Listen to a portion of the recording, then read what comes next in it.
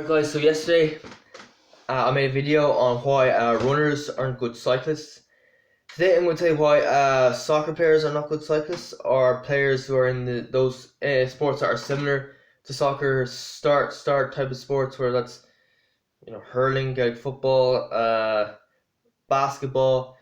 Or I'm going to tell you why. Okay, so if you're doing a sport like soccer, you're not covering a huge amount of mileage compared to when you're running.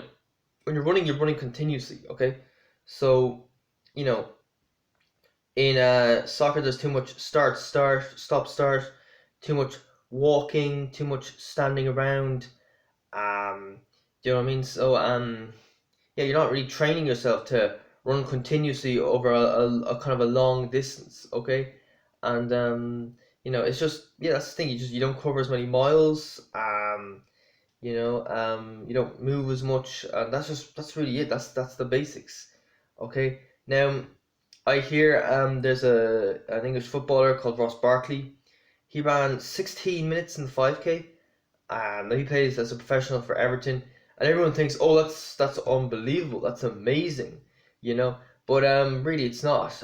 Like in the running world, that's decent time. 16 minutes wasn't special. You wouldn't stand out in your local athletics club for a time like that, unless the athletics club is a really like low standard athletic club. Okay, so thing is, as well as the fact that they don't cover as much miles, they don't really train specifically like you would for distance running. They have muscle. Yeah, so the thing is, as a distance runner, you're going to be really light. You don't have much muscle if you're running the longer distances. you know, Professional footballers, they can't do that. They need to build more power. They need to build more sprint speed. They need to build a little bit of muscle in order to hold players off, to have that bit of power. So yeah, it's because, so I do think that slows you down over longer distances. If you look at Ross Barkley, he's quite muscular. I guarantee you, if he slimmed down and became skinny like distance runners, he'd be running much faster. Okay, so yeah, I think maybe if you're running like 16 minutes for a 5K, you can get away with being quite muscular. But I think if you're running, say, 15 flat or under, you need to be skinny. You can't afford to be too muscular. And you might see guys who are quite muscular or even a little bit pudgy, running maybe 17, 18 minutes for 5K, but go to a more elite standard, 14, 15 minutes for 5K. And they're all just skinny. I was skinny. I wasn't the skinniest out there, but I had a very low body fat percentage. The one and only time I got my body fat percentage checked with using that kind of machine, I think I was like 5% body fat. Yeah, I was very lean back then. You know, so so yeah, that's the thing. So as a distance runner, you got to do that. You can't eat too much food. I had like really high metabolism, so I could eat a lot of food. I think that was one of the reasons why my resting heart rate was so high. My resting heart rate was 60. When other guys in my athletic clubs around my standard would have had a heart rate around 40, 45. Um, and that's just what happens because I was eating quite a lot of food compared to most people because of my metabolism. And my your heart and your lungs and the blood and everything has to work harder to digest all of that. And I'm actually, funny thing is, I'm actually trying to increase my metabolism. Decrease my metabolism. Because I don't know, I think my nutrient levels are a bit too high or something. Somebody told me like the healthier you are, the higher your metabolism is. So maybe that's what the problem is. Because my metabolism's just gone through the roof. And the funny thing is, I never really thought I was that healthy. I always thought like the top elite athletes, top elite runners were healthier than me, and that was one of the main reasons they were posting faster times.